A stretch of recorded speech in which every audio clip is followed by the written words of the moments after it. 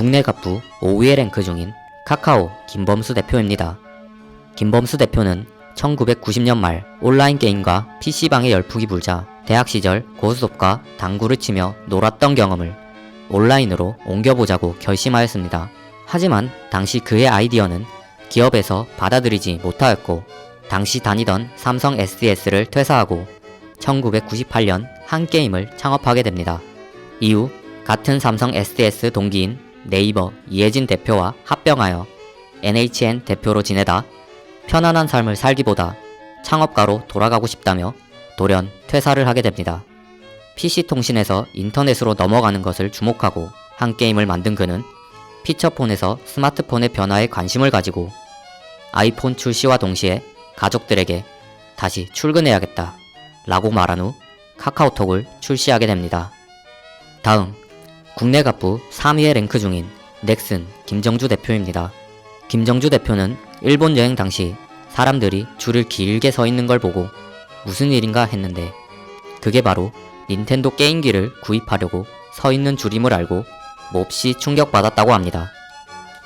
그래서 꼭 닌텐도를 뛰어넘는 게임 회사를 설립하겠다고 마음먹고 대학교에서 만난 송재경 대표와 1994년 12월 공동 창업을 하게 됩니다. 여담으로 송재경 대표는 넥슨을 떠나 팀을 꾸려 게임 개발을 하는데 이 팀이 앞서 말한 김택진 대표가 인수한 리니지 팀이었습니다. 다음 국내 갑부 2위에 랭크 중인 바이오 약품 기업 셀트리온의 서정진 회장입니다. 서정진 회장은 삼성에서 직장 생활을 시작하고 대우자동차로 넘어간 이후 IMF가 찾아와 직장을 잃게 됩니다. 그로 인해 당시 같이 직장을 잃은 부서 직원 10명가량이서 창업을 하기로 결정하였고 바이오 산업이 유망하다는 판단 하나로 창업을 진행하였다고 합니다. 이때 당시 생물학 전공자는 단 한 명도 없었다고 합니다. 아무 지식 없이 뛰어든 관계로 서정진 회장이 직접 1년간 40여 개국을 돌아다니며 외국의 바이오 연구자들을 방문해 인터뷰하고 최신 동향을 배웠다고 합니다. 당시 자금 조달을 위해 사채업을 찾아가 신체 포기각서까지 써가며 회사를 키워나갔다고 합니다. 다음 마지막 대망의 1위입니다. 다들 예상하셨듯 삼성전자의 이건희 회장입니다.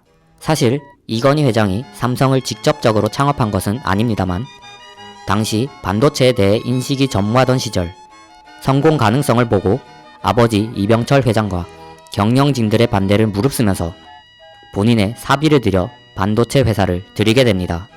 이는 결국 현재의 삼성전자로 발돋움한 계기가 되었고 이건희 회장의 안목을 알아볼 수 있는 일이 되었습니다. 여담으로 삼성의 창업자인 이병철 회장께서는 젊은 시절 도박에 빠져있다 잠들어 있는 아들들의 모습을 보고 정신을 차려 자신이 할 수 있는 모든 것을 생각해 보았다고 합니다. 결국 창업만이 본인의 길이라 생각하고 그 길로 삼성이 탄생하게 되었습니다. 지금까지 갑부 순위들로 알아본 창업 비하인드였는데요. 재밌었다면 구독과 좋아요 부탁드립니다. 그럼 이만.